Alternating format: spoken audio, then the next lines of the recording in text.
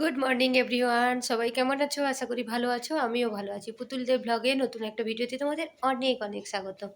তো এখন চান টান হয়ে গেল, এখন আবার আজকে রেডি হব। কোথায় যাব না যাব আজকে কিন্তু পুরোটাই তোমাদেরকে দেখাবো, শুরু থেকে একদম শেষ পর্যন্ত দেখতে থাকো আমার ভিডিওটা, সঙ্গে থাকো। যেহেতু আমরা একটাই বেরোবো তাই আমি তাড়াতাড়ি করে লাঞ্চটা করে নিচ্ছি। লাঞ্চে আমি একটু স্যালাডে কিছু না, একটু শসা নিয়েছি, আলু সেদ্ধ নিয়েছি আর বাঁধাকপির তরকারি নিয়েছি। ওইটা চটপট করে খেয়ে নিয়েছি। তারপরে আমি এখানে রানী কালারের একটা ব্লাউজ আর তুতে কালারের একটা ডিপ তুতে বলে, মানে নীলই বলা যায়, একটা শাড়ি পরে নিয়েছি। আমাদের এখানে না আজকে ইলেকট্রিসিটির খুব প্রবলেম হচ্ছে, তাই আমি বারান্দায় আমার যে ছোট্ট একটা আয়না আছে, মানে যেটাতে আমার ছেলের আর হাসব্যান্ডের নাম লেখা আছে, ওইখানে রেডি ফেডি হয়ে যাচ্ছি। এবার বলি আমরা কোথায় যাব?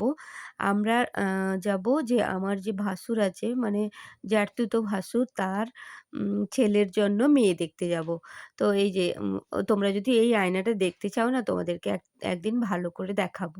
তো তারপরে গাড়ি চলে এসছে, আমরা রেডি ফেডি হয়ে গাড়িতে চেপে গেছি। তো তারপরে আচ্ছা যাচ্ছি আমরা দুর্গাপুরে।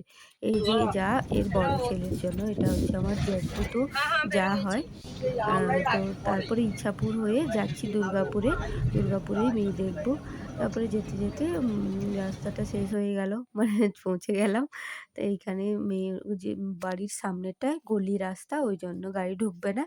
এইখানে রেখে দিলাম। তারপরে আমরা বাড়িতে চলে এলাম। এটা হচ্ছে মেয়ের ঠাম্মি, আর ওই যে পেছনে দাঁড়িয়ে আছে উনি হচ্ছেন প্রথমত আমার শাশুড়ি, মানে পিসি শাশুড়ির মেয়ে, প্লাস উনিই হচ্ছে ঘটক। তারপরে আমাদেরকে ৪ রকমের মিষ্টি, তারপরে নিমকি খেতে দিয়েছিল। এই হচ্ছে মেয়েটা। মেয়েটাকে দেখে ভালোই লেগেছে আমাদের, পছন্দ হয়ে গেছে। তারপরে ওখান থেকে দেখো, কে ভেবেছিল যে আমি গাড়িতে আসতে, আসতে একটা ব্যাড নিউজ পেলাম।